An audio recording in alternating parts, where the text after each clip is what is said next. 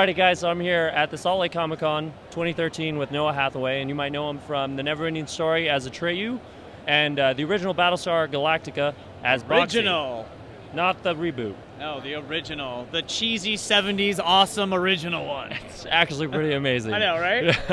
Yeah. So, what are your impressions of the Comic Con so far? Man, I just got to say that I've been to a lot of conventions, and for a first-time convention, they haven't done... this is amazing. I'm completely floored and blown away.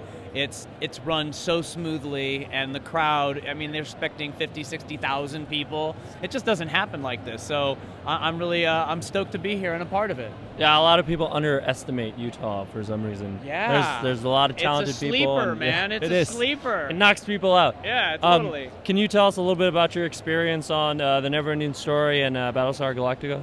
Well, I'll start with Battlestar. I was 6. I had no front teeth. That's how young I was. And I got to play. I had a little mechanical dog that had a chimpanzee inside. So I basically had my own chimpanzee for a year.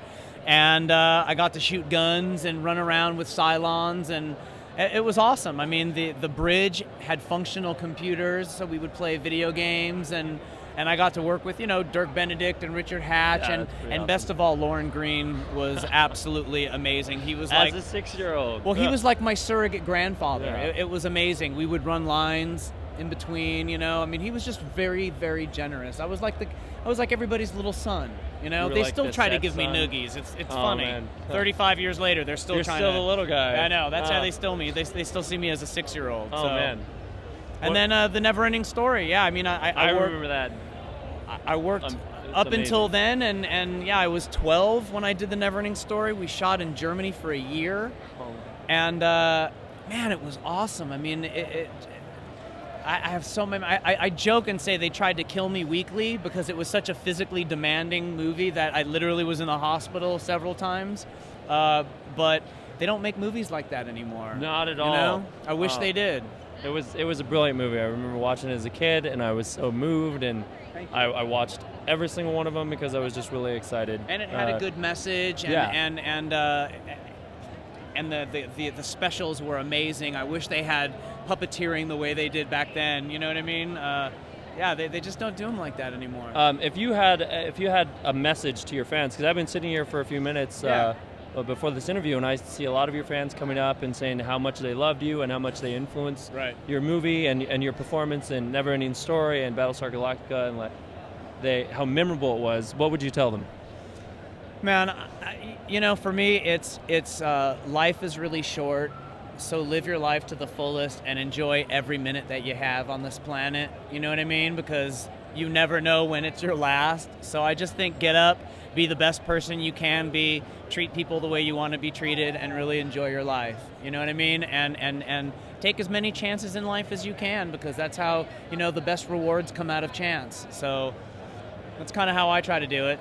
And one last thing, I know you guys are working on a couple of new projects. Yeah. If you want, you can go tell us a little bit about that. Yeah, we have a couple projects that we're working on packaging. One I wrote, which is called Drag, and it's about a drag queen that's losing her mind. It's a psychological thriller, but it's like music driven. It's kind of if you took Rocky Horror and A Clockwork Orange, and kind of it's pretty twisted and dark. And another one is Small Violin that my buddy John Matthews has written and directed, and it's about a suburban family that has absolutely no communication skills, and the only person in the family that can communicate is their deaf kid, and they lose him, and then they're left with nothing. And it's very, I mean, I've read thousands of scripts, and when I read this script, I had to call him. I was absolutely in tears. It was very, very, it gets you right here. It's one of those really heart-wrenching, real stories. So those are a couple that we're packaging, and then we have a couple other that I've written. So I'm producing, I'm writing. Hopefully next year I'm gonna direct something. Awesome. So Awesome. I'm just kind of Branch out. I'm a tattoo artist. I just I try to stay busy. I heard that. I heard that yesterday. That's pretty intense. You do everything. You know what? I just exactly like I said. I try to just live my life and have the most full life that you can. Because Awesome. it might not be there tomorrow. You know what I mean? Richard Hatch, put the fear of God in us in his panel this morning by saying something along the similar lines. Right.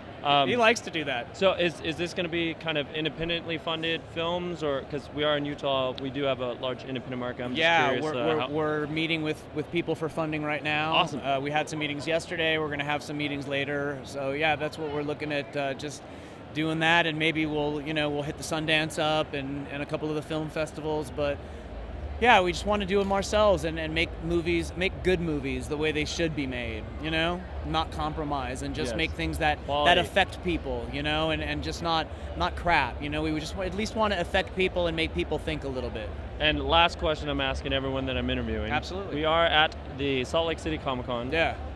Who is your favorite comic book character? Oh man, for me, my favorite comic book series was Frank Miller's Wolverine. Oh, okay, cool. I will never forget it when Frank Miller took Wolverine to Japan.